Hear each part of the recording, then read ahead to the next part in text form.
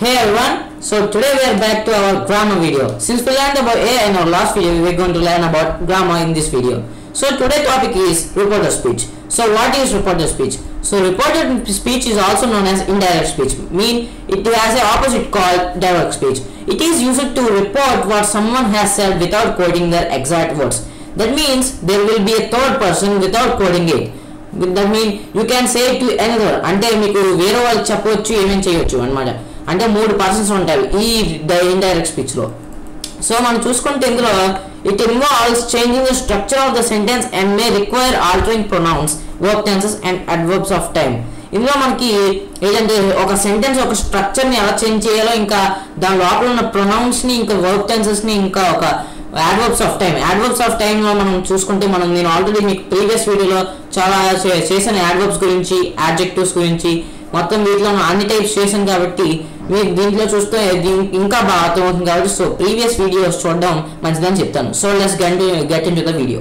So మనం first example చూసుకుంటే direct speech to reporter speech అనమాట. అంటే ఇందులో మనం బ్రేక్ డౌన్ చేస్తాం, ఎలాగా ఒక వర్డ్ అనేది ఇందులోకి ఎలా కన్వర్ట్ అయింది లేకపోతే ట్రాన్స్లేట్ అయింది అని ఎలా మనం చూసుకుంటాం అనమాట. ఫర్ ఎగ్జాంపుల్ ఇందులో మనకి డైరెక్ట్ స్పీచ్ లో she said I'm going to the market. ఇందులో మనకి ఆమె మార్కెట్కి వెళ్ళిందని ఆమె చెప్పింది అని ఉంది ఇందులో.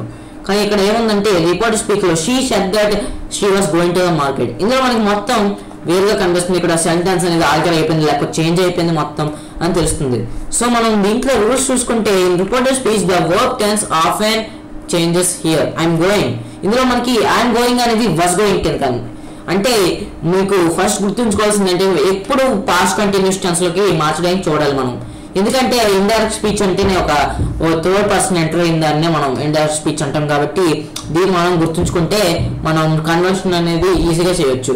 సో నెక్స్ట్ చూసుకుంటే క్వశ్చన్స్ ఇన్ రిపోర్టర్ స్పీచ్. మనం ఎలాగ క్వశ్చన్స్ రిపోర్టర్ స్పీచ్ లో ఎలాగ కన్వర్ట్ చేయాలి. ఇందులో డైరెక్ట్ స్పీచ్ చూసుకుంటే he asked what time does train leave. అతను ట్రైన్ ఎప్పటికీ లీవ్ అవుతుందని అడిగాడు అనమాట. ఇందులో మనం రిపోర్టర్ స్పీచ్ చూసుకుంటే he asked what time the train left.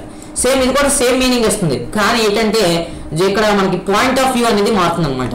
For questions the word order changes then we remove the question mark. అంటే మనకి ఇండైరెక్ట్ స్పీచ్ లో లేకపోతే రిపోర్టర్ స్పీచ్ లో ఏమవుతుందంటే క్వశ్చన్ మార్క్ అనేది రిమూవ్ అయిపోతుంది. ప్లస్ వర్డ్ ఆర్డర్ అంటే వెనక ఉంది ముందుకు వస్తుంది, బ్యాక్ ఉంది ఫ్రంట్కి వస్తుంది, ఇలాగా జరుగుతూ ఉంటాయి అన్నమాట. సో మనం గుర్తుంచుకుంటే క్వశ్చన్స్ ఒక ఎలాగా రిపోర్టర్ స్పీచ్ లో అరేంజ్ చేయాలో మనకి తెలుస్తుంది అనమాట.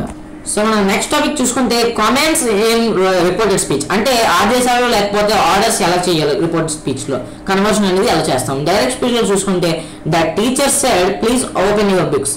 ఇందులో మన టీచర్ ఏం చెప్తున్నారంటే మీ బుక్స్ ని ఓపెన్ చేయండి. ఇందులో మనకి రిపోర్టెడ్ స్పీచ్ లేదా ఇండైరెక్ట్ స్పీచ్ ఇందులో ఏమని కన్వర్ట్ చేశారంటే the teacher asked them to open there books.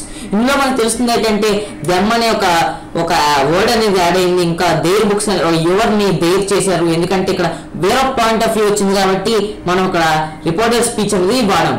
ఇందులో మనం చూసుకుంటే వెన్ రిపోర్టింగ్ కమాండ్స్ అంటే కమాండ్స్ ని రిపోర్ట్ చేసేటప్పుడు మనం ఆస్క్ లేకపోతే టోల్డ్ అనే వాటిని ఇన్ఫినిటివ్ ని మనం వాడతాం అనమాట. సో జస్ట్ మనం గుర్తుంచుకోవాల్సింది ఏంటంటే పాస్ట్ టెన్స్ లో ఎప్పుడు మార్చడానికి చూడాలి, ఎందుకంటే అప్పుడే మనకి ఒక third person point of view అనేది వస్తుంది. సో మనం నెక్స్ట్ స్టేట్మెంట్ చూసుకుంటే స్టేట్మెంట్స్ ఇన్ రిపోర్టెడ్ స్పీచ్. అంటే స్టేట్మెంట్స్ ని రిపోర్టెడ్ స్పీచ్ లో ఎలాగా మనం కన్వర్ట్ చేయాలి. ఫర్ ఎగ్జాంపుల్ ఇందులో మనకి డైరెక్ట్ స్పీచ్ లో John said I love playing football.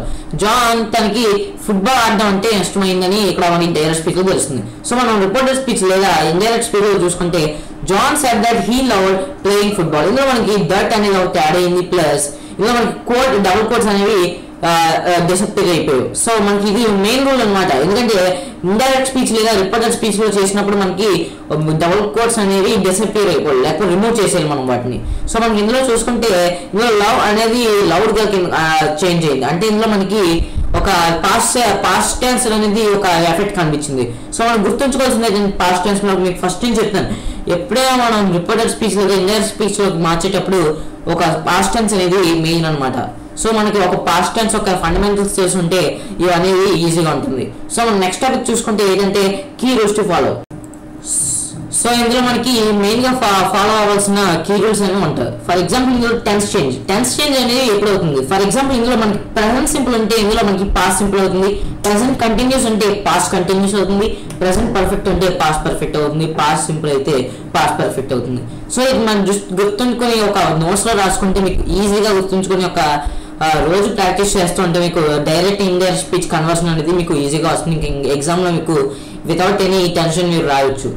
So మనం నెక్స్ట్ చూసుకుంటే ప్రొనౌన్ చేంజెస్ అనమాట, అంటే సర్వనామం చేంజెస్. అంటే ఇందులో మనకి ఐ బికమ్స్ అనేది హీ ఆర్ షీ అనేది ఒక మారుతూ ఉంటాయి అనమాట. ఫర్ ఎగ్జాంపుల్ ఇందులో మనకి యూ బికమ్స్ యూ అనేది ఒక ఐ ఆర్ వీ కింద మారుతుంది, ఐ లేదా ఒకసారి హీ ఆర్ షీ కింద మారుతుంది. ఒక దాని మీద ఉన్న కాంటెక్స్ట్ లేకపోతే దాని మీద ఉన్న కంటెంట్ బట్టి ఇక్కడ మనకి మారుతూ ఉంటాయి అనమాట. సో చూసుకుంటే నెక్స్ట్ చూసుకుంటే టైం ఎక్స్ప్రెషన్స్ అనమాట. అంటే నౌ అనేది ఒక డన్ అవుతుంది, టుడే అనేది దట్ డే అవుతుంది, టుమారో అనేది ద నెక్స్ట్ డే అవుతుంది, లేకపోతే ఒక ఫాలోయింగ్ డే అని కూడా మనం మార్చుకోవచ్చు. సో ఇవన్నీ మీకు మెయిన్ రూల్స్ అనమాట. ఇంకా ఇవన్నీ లేకపోతే మనకి ఒక ఇండైరెక్ట్ స్పీచ్ లేదా రిపోర్టెడ్ స్పీచ్ అనేది ఫార్మ్ అవ్వలేదు. సో ఇక్కడ మనకి ఎగ్జాంపుల్స్ చూసుకుంటే టైం చేంజెస్ లో she said I will call you tomorrow, నేను నీకు రేపు ఫోన్ చేస్తాను. ఇందులో మనకి రిపోర్టెడ్ స్పీచ్ లో she said that she would call me the next day, ఇందులో మనకి టుమారో అనేది ద నెక్స్ట్ డే ఉంది. సో మనం జస్ట్ ఈ టైం చేంజెస్, ఇంకా ప్రొనౌన్ చేంజెస్, ఇంకా ఇక్కడ మనకి టెన్స్ చేంజెస్ అనేవి గుర్తుంచుకుంటే ఈ చేంజెస్ అనేవి చాలా ఇంపార్టెంట్. లేకపోతే ఒక సెంటెన్స్ అనేది ఫార్మ్ అవ్వలేదు, లేకపోతే ఒక డిస్ఫార్మేషన్ అనేది గ్రామాటికల్ మిస్టేక్ అనేది మనకి ఈజీగా తెలిసిపోతుంది అనమాట.